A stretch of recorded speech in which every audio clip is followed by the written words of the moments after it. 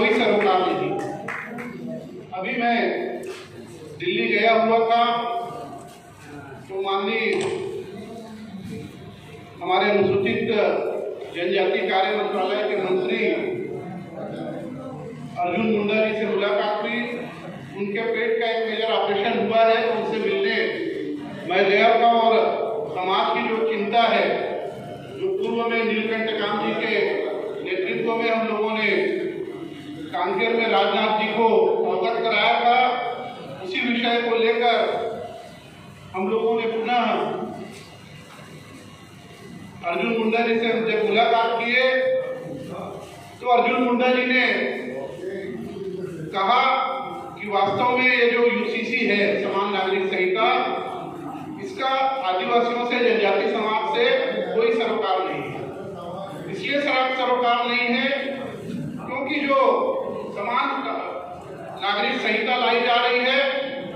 उसको समझना है तो आसानी से हम ये समझ सकते हैं कि पूर्व में भारतीय जो धर्म है, भारत में जो धर्म पैदा हुए, उन धर्मों के लिए 1955 के समय में, जिस समय विवाह अधिनियम, संपत्ति अधिनियम,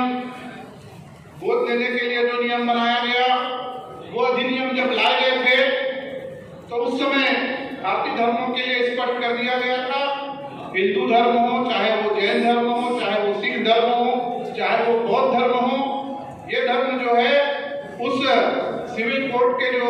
अधिनियम बने थे उससे मान्य होंगे और उसमें आदिवासियों को छूट प्रदान किया गया। आदिवासियों को इसलिए छूट प्रदान किया गया क्योंकि अनुच्छेद 342 में और बाद में जो लोमूर कमेटी बनी, लोमूर कमेटी का भी जो नियम आए कि आदिवासी वही होगा जिसकी विशिष्ट परंपरा हो, जो अपनी रूढ़ी परंपराओं से चलता हो, और उसके बाद 13(3) का में जो हमारी रूढ़ी परंपराओं को जो मान्यता प्रदान की गई, उसके अनुसार आदिवासी वर्ग जो है अपनी रूढ़ी परंपराओं से संचालित होता है, इसलिए उस पर ये हिंदू विवाह अधिनियम लागू नहीं होगा, जबकि बौद्ध धर्म, जैन धर्म और सिख धर्म में ये लागू होगा। हिंदू विवाह अधिनियम हो, चाहे संपत्ति अधिनियम हो, चाहे गोद लेने की प्रथा हो। परंतु उस समय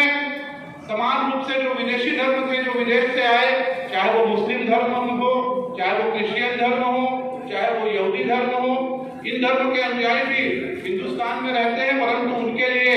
उस समय एक समान धर्म नहीं बन पाया था, तो उसको एक समाहित करने के उद्देश्य से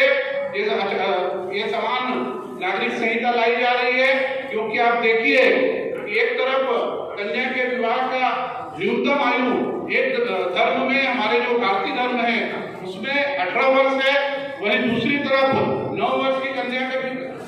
कन्या का भी विवाह हो जाता है और बाद में उसको धर्म का अमली जामा पहना के उसको संतुष्ट कर लिया जाता है। और उसी प्रकार हमारे धर्म में, बाकी धर्मों में, भारतीय जो धर्म है उसमें एक विवाह की मान्यता है और बाकी जगहों पे 4 धर्म की मान्यता है। इन सब चीजों को समाहित करने के लिए, एकरूपता लाने के लिए ये समान नागरिक संहिता लाई गई है। और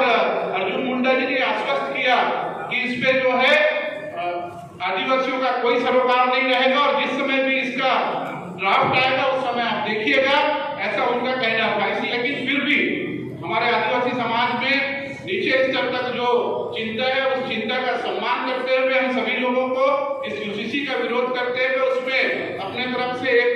ज्ञापन भेजना चाहिए केंद्र सरकार को कि आपको यूसीसी लाना है तो लाइए, लेकिन इसमें हमारे आदिवासी समाज का कोई उल्लेख नहीं होना चाहिए। और दूसरी बात, तो मैं एजेंडे के विपरीत बात करना चाहूंगा क्षमा सहित, कि आज छत्तीसगढ़ में हमारी ये महापंचायत की बैठक हो रही है। हम आंकड़े जरूर बताते हैं कि छत्तीसगढ़ में हम 80 लाख आदिवासी हैं। हम ये भी बताते हैं कि 58 लाख 56 लाख हमारा गौड़ समाज का जनसंख्या है, परंतु आज की इस बैठक को देख के मुझको नहीं लगता कि हम 55 लाख और 56 लाख होंगे। इसके लिए हम लोगों को अपने अपने जिलों में भी कैसे हमारे इस अखिल भारतीय गौड़ महासभा का संगठन मजबूत हो, कैसे हमारे लोग इस और आने वाले पंचायतों में जुड़े, उसके लिए भी हम सभी लोगों को कोई एक कार्य योजना, कोई एक रूपरेखा बनानी होगी। जिले स्तर तक हमारा ये संगठन जा सके, उसकी भी रूपरेखा हम लोगों को बनानी चाहिए। झारसुगड़ा के में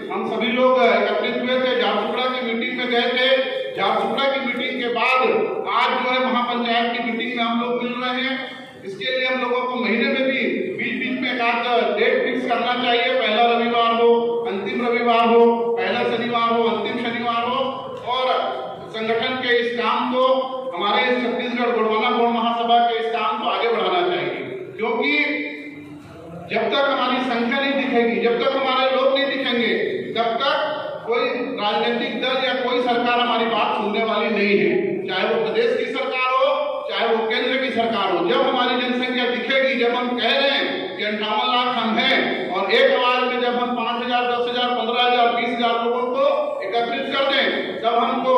सरकार को झुकाने की स्थिति में रहेंगे। तब हमारे लोगों को किसी को नग्न होकर प्रदर्शन करने की जरूरत नहीं पड़ेगी, आवश्यकता नहीं पड़ेगी। और यदि हम ये नहीं कर पाए तो निश्चित रूप से हम चाहे जितनी भी मीटिंग कर लें, जितनी भी महापंचायत कर लें, वो फेल है। इसलिए मेरा आप सभी लोगों से अनुरोध है कि कोई ना कोई एक डेट,